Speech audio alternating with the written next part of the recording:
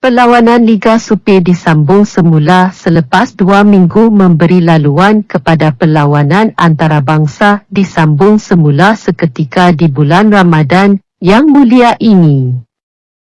3 perlawanan beraksi sebentar tadi menyaksikan kedua-dua pasukan tuan rumah meraihkan kemenangan sebentar tadi manakala satu pasukan dari pihak lawan menang besar pada malam ini. Juara bertahan Liga Super musim lalu, Johor Darul Ta'zim, JDT, bukan sahaja mengekalkan rekod bersih dalam Liga Super selepas melakar kemenangan ketiga dengan menewaskan Kuala Lumpur City, KLCT, 3-0 di Stadium Bola Sepak Kuala Lumpur, Cheras. Sebentar tadi namun turut meleburkan rekod tanpa kalah 23 perlawanan tuan rumah sejak tahun 2019. Perlawanan itu juga menyaksikan 1 layangan kad merah dan 7 kad kuning dalam aksi kedua-dua pasukan itu, dengan tuan rumah memenangi jumlah kutipan kad tersebut. Kenny Paraj menjadi satu-satunya pemain yang menerima kad merah manakala 6 kad kuning dikutip rakan sepasukannya. Penyerang import dari Argentina, Fernando Forestieri berjaya membuka tirai jaringan pada minit ke-18 selepas memanfaatkan kesilapan dilakukan Declan Lambert yang gagal menanduk hantaran jauh Syahmi Safari.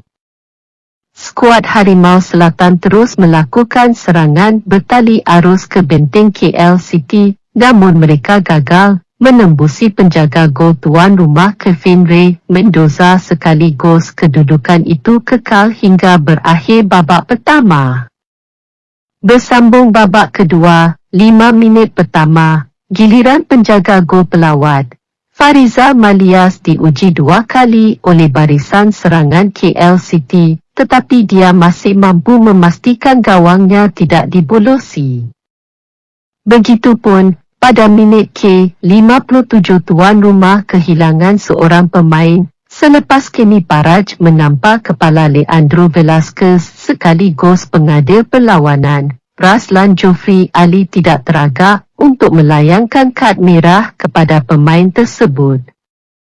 Kesempatan itu digunakan sebaik mungkin oleh JDT apabila menambah 2 lagi gol, menerusi penyerang berbisa, Bersun da Silva. Penyerang Brazil itu menggandakan jaringan pada minit ke-62 dengan menyempurnakan sepakan penalti sebelum menambah akal golnya peribadinya dalam perlawanan itu pada minit terakhir bagi memastikan kemenangan mutlak buat JDT.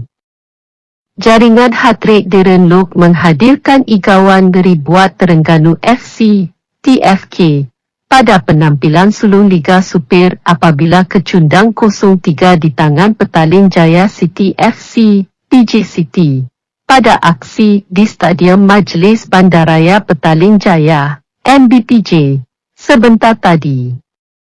3 gol yang dijaringkan penyerang tuan rumah pada separuh masa pertama nyata mengejutkan TFK yang dibarisi pemain import berbanding PJ City yang mempertaruhkan khidmat pemain tempatan sepenuhnya. 3 gol yang dijaringkan penyerang tuan rumah pada separuh masa pertama nyata mengejutkan TFK yang dibarisi pemain import berbanding PJ City yang mempertaruhkan khidmat pemain tempatan sepenuhnya. Darren yang turut menjalani kem latihan skuad kebangsaan di bawah kendalian jurulatih baharu Harimau Malaya, Kem Pangon, sebelum diketepikan ekoran positif COVID-19 menggegarkan gawang pelawat seawal minit ke-12. Pemain yang disisihkan pasukan pada musim lalu ekoran kecederaan dialaminya terus membuktikan bisa selaku penggempur apabila meledak gol kedua pasukan dan peribadi pada minit ke-31 untuk meledak jurang gol. Selang 7 minit kemudian, hantaran menarik rakan sepasukan, Mahali Jasuli yang tepat memudahkan tugas Darren untuk meletakkan bola dalam gawang buat kali ketiga sebelum kedua-dua pasukan beredar masuk ke bilik persalinan. Babak kedua memperlihatkan corak permainan berbeza dipamerkan pelawat, namun PJ City kekal fokus, bertahan, untuk memastikan tiada sebarang gol dihasilkan dan keputusan 3-0 kekal, sehinggalah tamat masa perlawanan. Kedah Darul Aman FC, KDA FC, mencatat kemenangan 1-0 ke atas Sri Pahang FC pada perlawanan Liga Super di Stadium Darul Aman, sebentar tadi. Sebaik perlawanan dimulakan, Sri Pahang terlebih dulu mengatur serangan untuk memburu gol awal, untuk membangkit semangat bertarung di gelanggang lawan. Namun, Kedah berjaya membalas serangan dan berjaya melakukan percubaan tepat menerusi penyerang utama, Ronald Ngahwanja, selepas berjaya melepasi kawalan pemain pertahanan pelawat dalam kotak penalti lawan, seawal minit keempat. Bagaimanapun pemain import dari Kamerun itu kecewa apabila penjaga gol tinggi lampai Sri Pahang, Mamadou Samasa merebahkan badan untuk menampan percubaannya, sekaligus menafikan hasratnya untuk mencetak gol awal.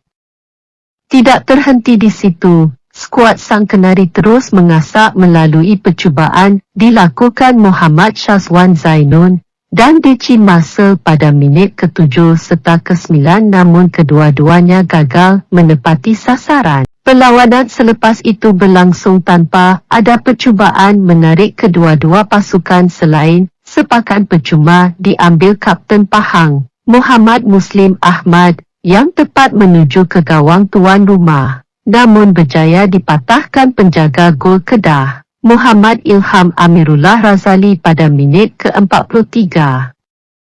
Hanya 3 minit selepas perlawanan bersambung di babak kedua, pemain sayap tuan rumah, Muhammad Fayyad Muhammad Zulkifli melakukan gerakan solo melepasi kawalan beberapa pemain pertahanan Sri Pahang, namun sepakan leriknya tersasar ke kiri gawang pelawat.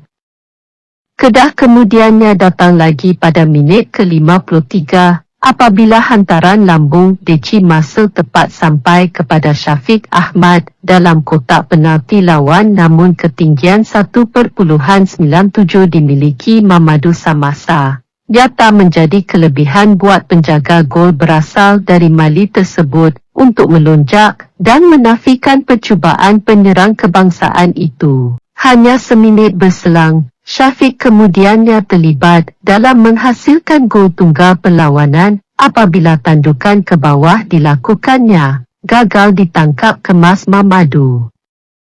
Bola ditampan Mamadou itu kemudiannya tiba tepat di kaki tunggak pertahanan Kedah, Rodney Chelvin, yang berada betul-betul di depan pintu gol lawan, sebelum dia bertindak bijak menyungkit bola tersebut ke gawang Sri Pahang FC bagi membuka jaringan. Sri Pahang jelas tidak mahu berputus asa dengan turut melakukan serangan balas, namun jaringan dilakukan pemain tengah mereka, David Rowley, pada minit ke-62, dibatalkan setelah dia terlebih dulu berada dalam kedudukan offside. Dengan itu, kelab JDT mendahului carta atas Liga mengutip 9 mata tanpa ada kekalahan. Diikuti Kedah Darul Aman FC berkongsi mata dengan JDT, tetapi Kedah kurang jaringan dari JDT yang berada tempat kedua Liga Super untuk perlawanan ketiga.